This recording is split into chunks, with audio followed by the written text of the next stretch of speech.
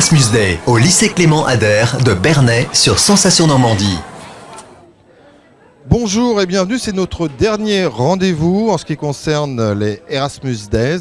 On est toujours ici depuis le restaurant d'application au sein du lycée Clément Ader à Bernay. Alors les Erasmus Days, si vous n'avez pas suivi les précédents épisodes, ce sont plusieurs jours d'événements internationaux qui célèbrent le programme Erasmus+. Ça se passe en plein le mois d'octobre et dans plein de pays, avec à la fois de nombreux étudiants, des encadrants, des associations, des collectivités ou encore des centres de formation, eh bien, on fait vivre ces séminaires. Alors ça se décline sous différentes formes, il y a des ateliers, il y a des concerts, il y a des films. Et l'idée, c'est de faire découvrir les programmes d'Erasmus+, grâce aux différentes thématiques abordées lors des événements organisés. Alors certes, nous sommes à Bernay, mais on va partir à Pont-Audemer avec deux fringants représentants. Philippe Gallimand, qui est proviseur du lycée Prévert à Pont-Audemer. Bonjour Philippe. Bonjour. Et Fabrice Jacques, qui est professeur de sciences de l'ingénieur, assistant également des DFPT, on va y revenir dans un instant, également dans le même établissement. Bonjour. Bonjour. Philippe, vous êtes proviseur nouvellement promu au sein de votre établissement. Ceci dit, ça ne nous a pas empêché déjà de voyager ou de prôner tout l'intérêt qu'on a de sortir de son établissement, mais de sortir de ses frontières. Tout à fait. Donc, dans le cadre de la stagiairisation des personnels de direction, à l'époque, c'est un peu moins le cas aujourd'hui, mais à l'époque, tout à fait, on était dans la capacité d'aller voir les pratiques de personnel de direction, c'est-à-dire le pilotage d'établissements à l'étranger. Donc j'ai eu l'occasion d'aller en Hollande et puis de voir plus particulièrement à Amsterdam comment fonctionnaient les proviseurs, les principaux là-bas.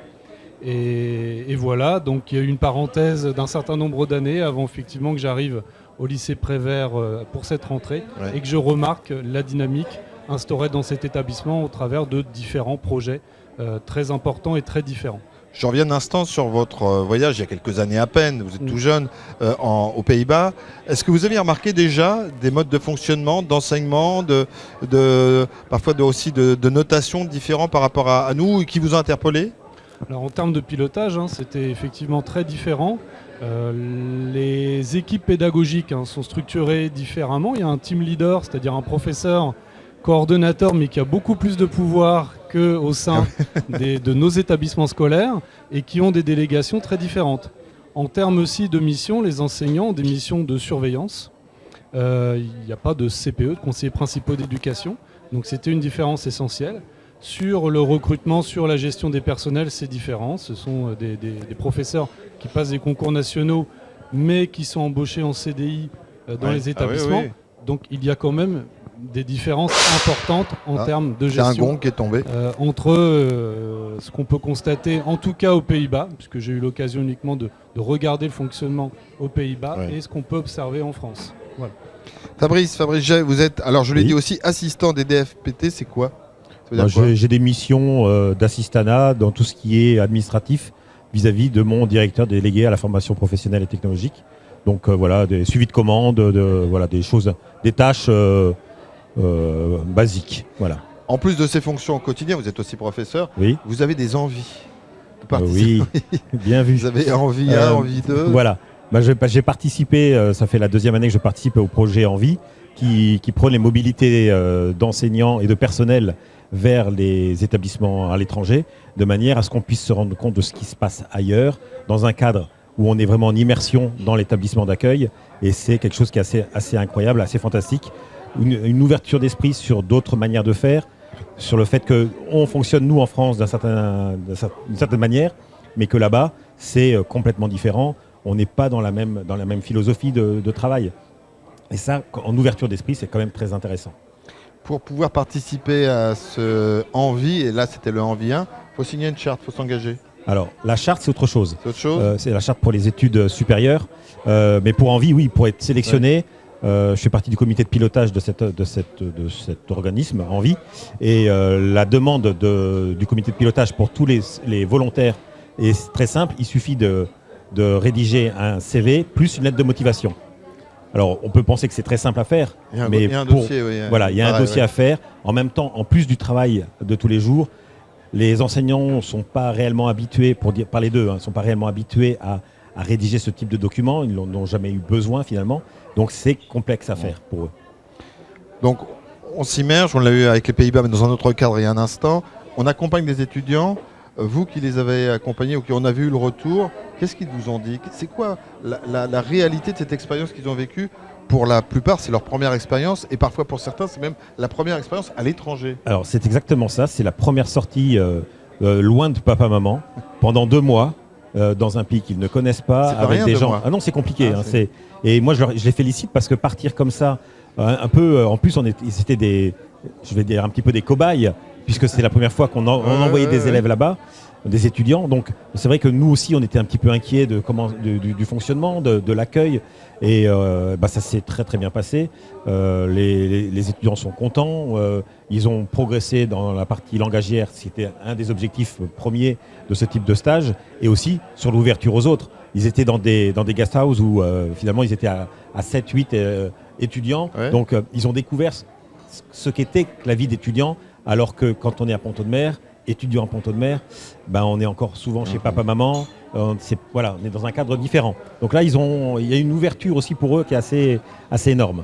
Il y a aussi cette particularité, c'est que quand ils parlent en stage, ils peuvent se retrouver en entreprise pour certains. Oui, et il y a aussi cette pression supplémentaire. Il y a la langue, évidemment, mais il y a aussi de se dire, je représente mon établissement, je représente la France, je n'ai pas intérêt de trop me planter dans ma démarche professionnelle. C'est exactement le discours qu'on leur tient. Oui. Quand j'emmène des élèves en voyage scolaire avec les sections européennes, j'ai ce même discours. On représente la France. Donc on ne fait pas n'importe quoi à l'étranger. C'est symptomatique du voyage à l'étranger. On ne veut pas avoir une étiquette. On a déjà beaucoup d'étiquettes, nous Français, quand on va à l'étranger. Donc il ne faut pas aller dans ce sens. Philippe Galiment, ce sont des beaux projets. Ça ouvre les jeunes. Et puis j'allais dire, ça ouvre aussi les encadrants, les professeurs, sur cette partage de culture, sur partage de pratiques professionnelles. C'est que des bonnes choses? C'est que des bonnes choses, des projets, comme vous l'avez dit, de mobilité des personnels, les enseignants, mais pas seulement. Notre gestionnaire est parti, notre CPE est parti, mon adjoint est aussi parti également. En fait, vous vous retrouvez tout seul à tout gérer sur place. Vive les projets Erasmus. C'était les années précédentes. Là, ils vont peut-être un peu moins partir les années qui viennent, mais une mobilité effectivement des personnels qui leur permet de comparer, de découvrir d'autres types de fonctionnement, de mettre en perspective un peu leur pratique professionnelle d'une part, et puis d'autre part évidemment une ouverture de l'établissement à l'international. On est à Pont-Audemer, on est dans un contexte où on a besoin que les élèves se projettent, certes par des voyages à l'étranger, mais tout simplement à l'issue de leur baccalauréat. Est-ce que je me sens en tant qu'élève en capacité d'aller faire mes études à Paris? Eh bien ça peut représenter un défi qui sera levé à condition d'avoir pu bénéficier, avoir passé le cap de mobilité à l'étranger par l'intermédiaire de voyages culturels également, mais surtout par ce biais d'échanges de projets Erasmus, comme celui effectivement qui est en train de se préparer pour cette année. Avec une petite punition vous concernant, puisque maintenant en tant que proviseur, vous ne partirez pas. Il y a moins de chances, bien évidemment, même si c'est des choses qui peuvent s'organiser exceptionnellement. Fabrice, pareil, même question, tout ce que ça apporte, aussi bien à vous, les enseignants, les encadrants, qu'aux jeunes, qu'est-ce qu'on pourrait passer comme message à celles et ceux qui nous regardent? Il doit y avoir des étudiants, bien sûr, et puis, à mon avis, aussi un certain nombre de personnes enseignants, et aussi aux familles qui peuvent se poser des questions. Pour moi, partir à l'étranger, c'est se faire violence pour certains, mais c'est que du bénéfice après. Donc s'il y a la possibilité de le faire, surtout, allez-y, profitez-en. On est jeune qu'une fois, donc faut pas se... Non mais ça peut durer longtemps. Ça peut durer longtemps, je suis d'accord. Voilà. Je suis d'accord, mais ça n'empêche qu'il faut plus vite on part, plus vite après on peut faire des choses encore plus sympathiques. Voilà, faut arrêter ces barrages psychologiques qu'on se met naturellement en tête. Il faut oser. Donc osons. Au lycée Prévert, je remarque qu'il y a quand même une accoutumance à voyager, puisque chaque année, vous organisez un voyage, notamment à Londres, avec la sélection européenne. Oui, il y en a d'autres, il n'y a pas que moi qui organise, il y a d'autres collègues qui font des voyages aussi. Ça participe à cette ouverture aussi, à inciter les élèves à voir que c'est pas compliqué d'aller à l'étranger. Voilà, c'est ça. Encore une fois, osons.